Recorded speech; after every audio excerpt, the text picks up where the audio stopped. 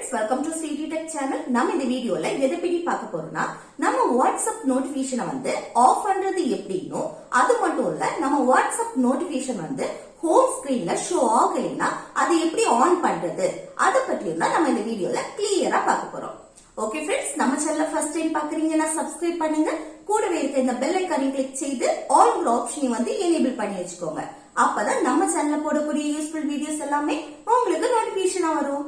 Okay, இந்த வீடியோக்குள்ள போகலாம். ஓகே, இல்ல உங்க வாட்ஸ்அப் நோட்டிபிகேஷனை வந்து ஆஃப் பண்ணணும்னா உங்க வாட்ஸ்அப்பை வந்து லாங் பிரஸ் பண்ணிட்டு இந்த மேல இருக்க இந்த ஐ சிம்பிளை வந்து கிளிக் செய்யுங்க. நெக்ஸ்ட் இதுல வந்து நோட்டிபிகேஷன்ஸ் இந்த ஆப்ஷனை வந்து கிளிக் செய்யுங்க.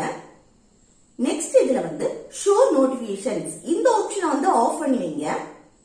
இனி உங்க வாட்ஸ்அப்ல வந்து யார் மெசேஜ் பண்ணாலும் ஹோம் ஸ்கிரீன்ல வந்து நோட்டிபிகேஷனா ஷோ ஆகாது. இது உங்க வாட்ஸ்அப்ல யார் மெசேஜ் பண்ணாலும் ஹோம் ஸ்கிரீன்ல வந்து ஷோ ஆகணும்னு நினைச்சீங்கன்னா இந்த ஷோ நோட்டிபிகேஷன்ஸ் இந்த ஆப்ஷனை வந்து ஆன் பண்ணி வச்சா போதும். இனி உங்களுக்கு வாட்ஸ்அப்ல யார் மெசேஜ் பண்ணாலும் உங்க ஹோம் ஸ்கிரீன்ல வந்து நோட்டிபிகேஷனா வரும். இப்படி உங்க வாட்ஸ்அப் நோட்டிபிகேஷன் ப்ராப்ளத்தை வந்து சிம்பிளா சால்வ் பண்ணிக்கலாம். அவ்வளவுதான் ஃப்ரெண்ட்ஸ், இந்த வீடியோ உங்களுக்கு யூஸ்ஃபுல்லா இருக்கும்னு நினைக்கிறேன். யூஸ்ஃபுல்லா இருந்துச்சுன்னா இந்த வீடியோக்கு லைக் பண்ணுங்க, உங்க ஃப்ரெண்ட்ஸுக்கு ஷேர் பண்ணுங்க. Okay, thank you.